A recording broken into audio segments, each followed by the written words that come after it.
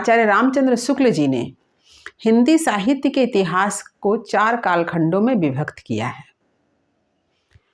पहला आदिकाल या वीरगाथा काल, दूसरा पूर्व मध्यकाल या भक्तिकाल, तीसरा उत्तर मध्यकाल या रीतिकाल, चौथा आधुनिक काल या गद्यकाल। भक्ति काल के अंतर्गत 2 तरह की काव्य परंपराएं देखी गई है, निर्गुण काव्य परंपरा और सगुण काव्य परंपरा। निर्गुण काव्य परंपरा के अंतर्गत संत काव्य परंपरा और सूफी काव्य परंपरा प्रमुख है। सगुण काव्य परंपरा के अंतर्गत राम भक्ति काव्य और कृष्ण भक्ति काव्य प्रमुख है। तो आज मैं आप लोगों के समक्ष राम भक्ति काव्य धारा की प्रमुख प्रवृत्तियों को लेकर उपस्थित हूँ। हेलो बच्चों, मैं हूँ आपकी हिंदी टीचर और मेरे क्लास में आप सभी का हार्दिक स्वागत है।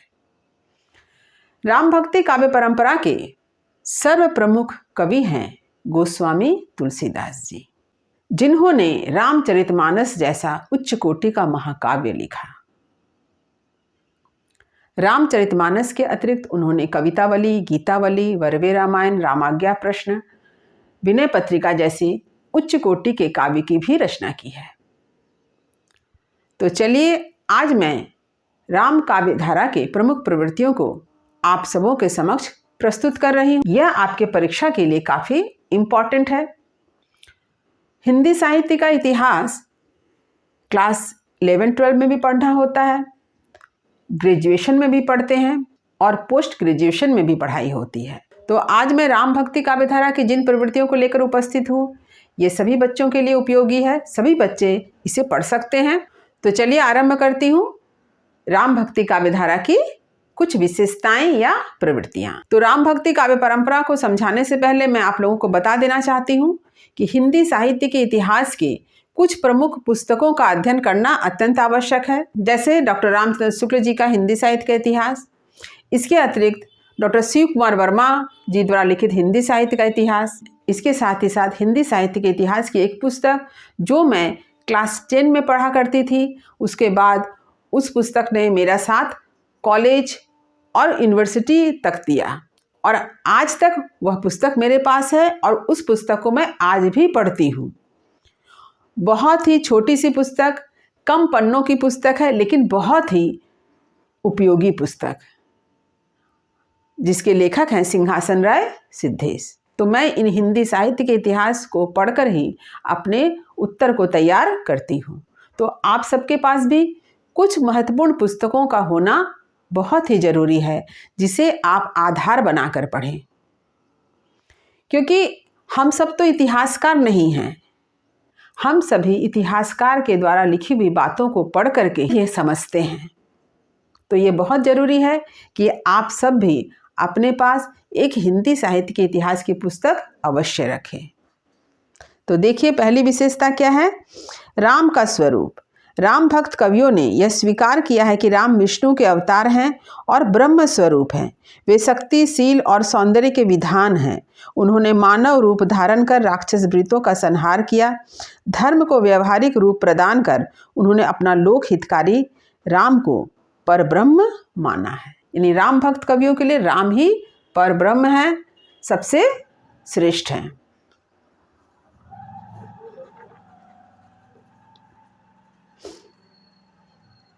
दूसरा देखिए, लोक संग्रह की भावना। राम भक्त कवियों के काव्य में लोक संग्रह की भावना का प्रकाशन हुआ है। उनके राम लोक कल्याण करते हुए दिखाए गए हैं। उनके राम ने रावण के अत्याचार से समस्त जनता को मुक्त किया। तुलसीदास के राम त्याग, तपस्या और लोक कल्याण की प्रतिमूर्ति थे। तो लोक संग्रह का संबंध किससे है? लोक कल्याण की भावना से है। राम काव्य में आदर्श चरित्रों का समावेश है। राम आदर्श पुत्र, भाई और पति हैं। कौशल्या आदर्श माता है। सीता आदर्श पत्नी है। भरत लक्ष्मण आदर्श भाई हैं। हनुमान आदर्श सेवक है। इस प्रकार आदर्श चरित्रों के माध्यम से राम काव्य आदर्श परिवार और समाज का निर्माण करता है। कवि तुलसीदास जी ने रामचरितमानस में राजा दशरथ का परिवार इसलिए अपनाया क्योंकि उसके प्रत्येक सदस्य अपनी अपनी मर्यादा के अनुकूल आचरण करने वाले थे। माता पिता, पति पत्नी, पुत्र पुत्री, भाई भाई, गुरु शिष्य, स्वामी सेवक, सभी के उचित कर्तव्यों का निर्देश इन काव्यों में दिया गया है।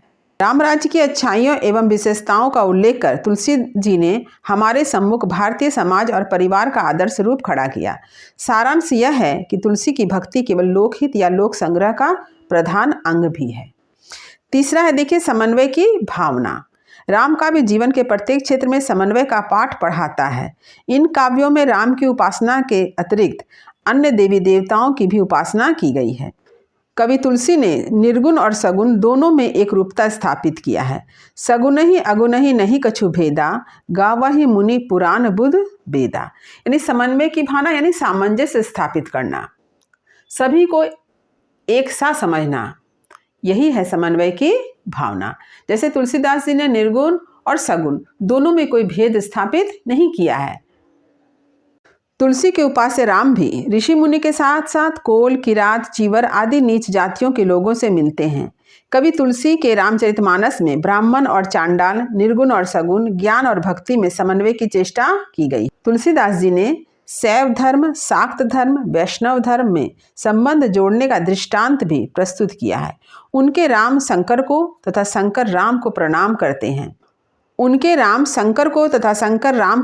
करते हैं। साथ ही सीता तथा पार्वती में भी शंकर तथा राम के प्रति आदर तथा श्रद्धा है। तुलसी ने रामचरितमानस में राम के चरित्र में व्यक्ति धर्म और लोक धर्म का समन्वय स्थापित किया है। विनय पत्रिका में तो प्रारंभ में ही सभी देवी देवताओं की प्रार्थना की गई है।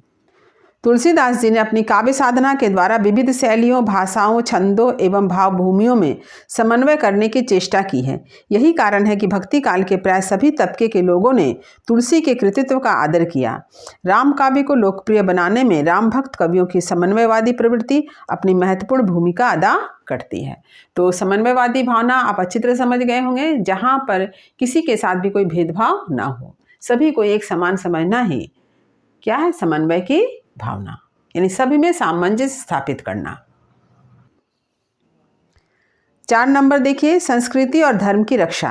राम काव्य सच्चे अर्थ में हिंदू संस्कृति तथा धर्म का रक्षक है। धर्म के यथार्थ स्वरूप को सामने रखकर राम काव्य हमें अपनी संस्कृति का प्रेमी और धर्म का संरक्षक बनाता है। रामचरितमानस में मानव धर्म की बातें कूट कूट कर भरी है। समाज संस्कार के लिए यह कीर्ति ग्रंथ है। यही कारण है कि राम काव्य हिंदू सभ्यता, संस्कृति एवं मानव धर्म की अमूल्य निधि है। 5 नंबर पॉइंट है, भक्ति का महत्व। राम भक्ति काव्य धारा के कवियों के काव्य में भक्ति के महत्व को स्वीकार किया गया है। कवि तुलसी ने राम की भक्ति के समक्ष अर्थ, धर्म और काम की उपेक्षा की है।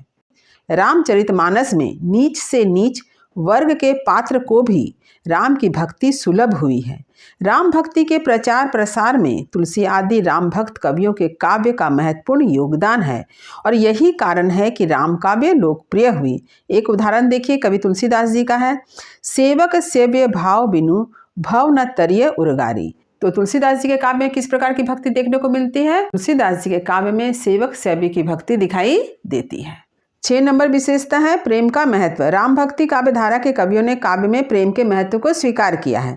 तुलसी के उपास्य राम तो केवल प्रेम के प्यासे हैं। कवि तुलसी ने भी संपूर्ण जगत को सिया राममय देखा है। हनुमान, अंगद, सुग्रीव, लक्ष्मण, भरत आदि चरित्रों के द्वारा प्रेम के महत्व का प्रतिपादन कराया गया है।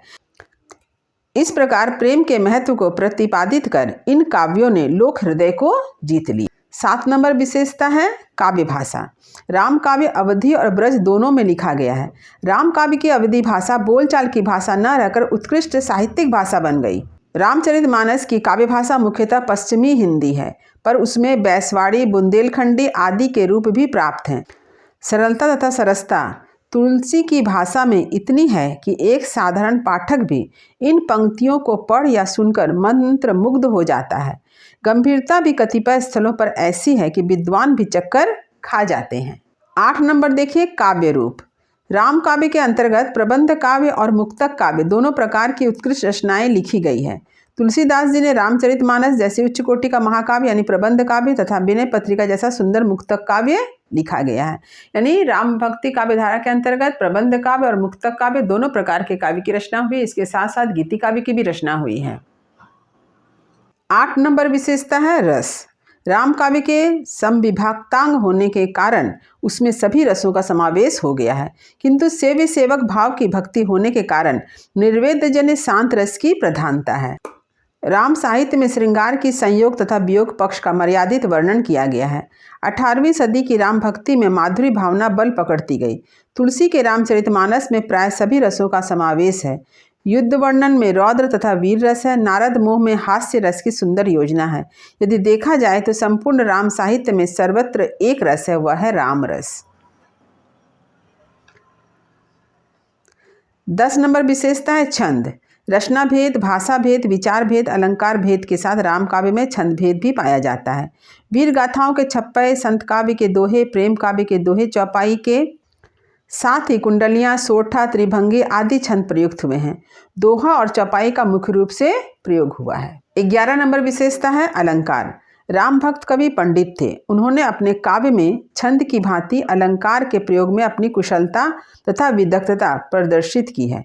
तुलसी के काव्य में प्राय सभी अलंकार का सफल प्रयोग मिलता है, परंतु वे उपमा तथा रूपक के लिए विशेष प्रसिद्ध है। तो ये 11 विशेषता है राम भक्ति काव्यधारा की। तो इस तरह से राम भक्ति काव्यधारा की 11 विशेषताओं की मैंने आज चर्चा की है। तो इन विशेषताओं को अगर आप लिखते हैं तो कैसे लिखेंगे? 1 नंबर राम का स्वरूप, 2 नंबर लोक संग्रह की भावना, 3 नंबर समन्वय की भावना, 4 नंबर संस्कृति और धर्म की रक्षा, 5 नंबर भक्ति की प्रधानता, 6 नंबर प्रेम का महत्व, 7 नंबर काव्य भाषा, 8 नंबर काव्य रूप, 9 नंबर रस, 10 नंबर छंद और 11 नंबर अलंकार। अब आपको यदि ऐसा लगता है कि इतने सारे पॉइंट आपको लिखने की आवश्यकता नहीं है, इसे आप थोड़ा कम करके लिख सकते हैं। तो कैसे आप कम करेंगे? तो यहाँ पर ध्यान दीजिए कि 7 नंबर पॉइंट तक आप पूरा लिखेंगे, यानी 7 विशेषता आप जरूर लिखें काव्य भाषा तक। इसके बाद जो 8 नंबर, 9 नंबर, 10 नंबर, 11 नंबर, ये जो 4 विशेषता है, इन चारों विशेषताओं को आप एक पॉइंट बनाकर लिख सकते हैं। तो कैसे लिख सकते हैं, चलिए मैं आपको बताती हूँ। तो 4 पॉइंट काव्य रूप, रस, छंद, अलंकार को मिलाकर आप एक पॉइंट बना सकते हैं, जिसका शीर्षक आप क्या रखें? समृद्ध रचना शैली। राम काव्य के अंतर्गत रामचरितमानस जैसा उत्कृष्ट प्रबंध काव्य तथा विनय पत्रिका जैसा मुक्तक काव्य लिखा गया। राम काव्य में अलंकार के अंतर्गत उपमा व रूपक अलंकार का विशेष प्रयोग किया गया है। छंद के क्षेत्र में दोहा, चौपाई के साथ सोठा, रोला आदि छंदों का प्रयोग हुआ है। राम काव्य में प्राय सभी रसों का समावेश है, किंतु सेव्य सेवक भाव की भक्ति होने के कारण निर्वेदजन्य शांत रस की प्रधानता है। तो ये पॉइंट काफ़ी इंपॉर्टेंट है। परीक्षा में जो प्रश्न पूछे जाएंगे वो कितने मार्क्स का होगा, उसी के ऊपर निर्भर करता है कि आप कितने पॉइंट्स लिखेंगे। यदि यह प्रश्न 5 अंक का है तो आप कम से कम 5 या 6 पॉइंट्स लिखें। यदि यही प्रश्न 8 अंक का हो, 9 अंक का हो, तो आप कम से कम 10 पॉइंट्स जरूर लिखें। तो उम्मीद करती हूँ कि मेरी बात आपको अच्छी तरह से समझ में आ गई होगी। वीडियो को लाइक करें, सभी पढ़ने वाले विद्यार्थियों में शेयर जरूर करें। जो बच्चे मेरे चैनल पर नए हैं वे चैनल को सब्सक्राइब जरूर कर लें, ताकि हर नई वीडियो का नोटिफिकेशन आपको समय समय पर मिल सके। तब तक पढ़ते रहिए, जीवन में आगे बढ़ते रहिए। मेरी शुभकामनाएं आप सभी बच्चों के साथ है। धन्यवाद।